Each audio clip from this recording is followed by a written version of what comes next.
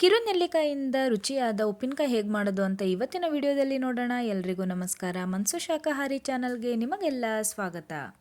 ನೀರಿನಲ್ಲಿ ತೊಳೆದಿಟ್ಕೊಂಡಿರುವಂತಹ ನೆಲ್ಲಿಕಾಯಿನ ತುಂಬನ್ನೆಲ್ಲ ಬಿಡಿಸ್ಕೊಂಡು ನೀಟಾಗಿ ಒರೆಸಿ ಇಟ್ಕೊಂಡಿದ್ದೀನಿ.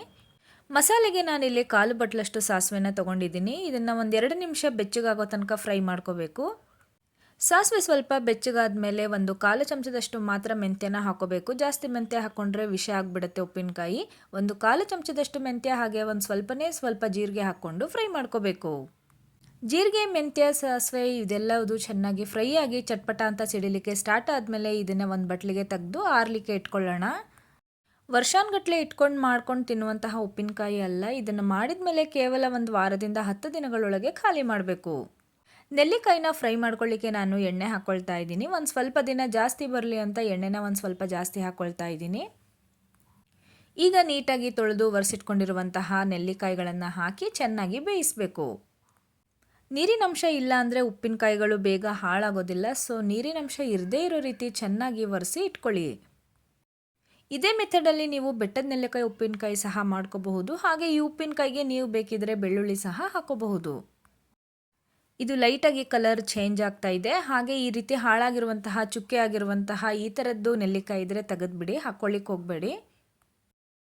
ಇದಕ್ಕೆ ಇವಾಗ ಅರ್ಧ ಚಮಚದಷ್ಟು ಇಂಗನ್ನು ಹಾಕ್ಕೊಳ್ತಾ ಇದ್ದೀನಿ. ನೆಲ್ಲಿಕಾಯಿ ಕಲರ್ ಕಂಪ್ಲೀಟಾಗಿ ಚೇಂಜ್ ಆಗಿದೆ. ಇದು ಚೆನ್ನಾಗಿ ಬೆಂದಿದೆ. ತುಂಬ ಜಾಸ್ತಿ ಸ್ಪೂನಿಂದ ಮಿಕ್ಸ್ ಮಾಡ್ಕೊಳ್ಳಿಕ್ಕೆ ಹೋಗಬೇಡಿ, ಯಾಕಂದರೆ ನೆಲ್ಲಿಕಾಯಿ ಮೆತ್ತಗಾಗಿರುತ್ತೆ. ಅದು ಹೋಳಾದರೆ ಚೆನ್ನಾಗಿರಲ್ಲ. ಈಗ ಗ್ಯಾಸ್ನ ಆಫ್ ಮಾಡಿಕೊಂಡು ಮಸಾಲೆನ ಹಾಕ್ಕೊಳ್ತಾ ಇದ್ದೀನಿ. 1 ಚಮಚದಷ್ಟು ಅರಿಶಿನ, ಖಾರಕ್ಕೆ ಬೇಕಾಗಿರುವಷ್ಟು ಅಚ್ಚ ಖಾರದ ಪುಡಿನ ಹಾಕ್ಕೊಳ್ತಾ ಇದ್ದೀನಿ. ಹಾಗೆ ನಾವು ಪುಡಿ ಮಾಡಿಟ್ಕೊಂಡಿರುವಂತಹ ಮಸಾಲೆ ಏನಿದೆ ಅಲ್ಲ, ಸಾಸಿವೆ, ಮೆಂತ್ಯ ಮತ್ತು ಜೀರಿಗೆ, ಅದನ್ನು ಸಹ ಹಾಕ್ಕೊಳ್ತಾ ಇದ್ದೀನಿ. ಇದನ್ನೆಲ್ಲ ಚೆನ್ನಾಗಿ ಕಲಸಿದ ಮೇಲೆ ರುಚಿಗೆ ಬೇಕಾದಷ್ಟು ಉಪ್ಪನ್ನು ಹಾಕ್ಕೋಬೇಕು. ಉಪ್ಪು ಸ್ವಲ್ಪ ಜಾಸ್ತಿ ಹಾಕ್ಕೊಂಡ್ರೂ ಪರವಾಗಿಲ್ಲ, ಉಪ್ಪಿನಕಾಯಿಗೆ ನಡೆಯುತ್ತೆ. ಎಲ್ಲ ಮಸಾಲೆನೂ ಹಾಕಿರೋದ್ರಿಂದ ಇವಾಗ ಉಪ್ಪಿನಕಾಯಿ ಸ್ವಲ್ಪ ಗಟ್ಟಿ ಅನಿಸುತ್ತೆ. ನೀಟಾಗಿ ಮಿಕ್ಸ್ ಮಾಡಿ ಆಲ್ಮೋಸ್ಟ್ 7 ರಿಂದ 8 ಗಂಟೆಗಳ ಕಾಲ ಹೀಗೆ ಬಿಟ್ಬಿಡಬೇಕು. ನಾನು ಉಪ್ಪಿನಕಾಯಿನ ಸಾಯಂಕಾಲನೇ ಮಾಡಿಟ್ಕೊಂಡಿದ್ದೆ. ನೆಕ್ಸ್ಟ್ ಡೇ ಇದನ್ನು ಓಪನ್ ಮಾಡಿದಾಗ ಈ ರೀತಿ ಎಣ್ಣೆ ತೇಲಿರುತ್ತೆ. ಹಾಗೆ ಮಸಾಲೆಗಳೆಲ್ಲ ಸ್ವಲ್ಪ ಹೀರ್ಕೊಂಡು ಮೆತ್ತಗಾಗಿರುತ್ತೆ.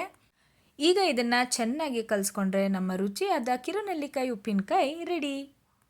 ವಿಡಿಯೋದಲ್ಲಿ ತೋರಿಸ್ಲಿಕ್ಕೆ ನಾನು ಇದನ್ನು ಚಿಕ್ಕ ಭರಣಿಯಲ್ಲೇ ಹಾಕ್ಕೊಳ್ತಾ ಇದ್ದೀನಿ. ಗ್ಲಾಸ್ ಬಾಟಲಲ್ಲಿ ಹಾಕ್ಕೊಂಡು ಫ್ರಿಜ್ನಲ್ಲಿಟ್ಟರೆ ಆರಾಮಾಗಿ 15 ರಿಂದ 20 ದಿನಗಳ ಕಾಲ ಯೂಸ್ ಮಾಡ್ಕೋಬಹುದು.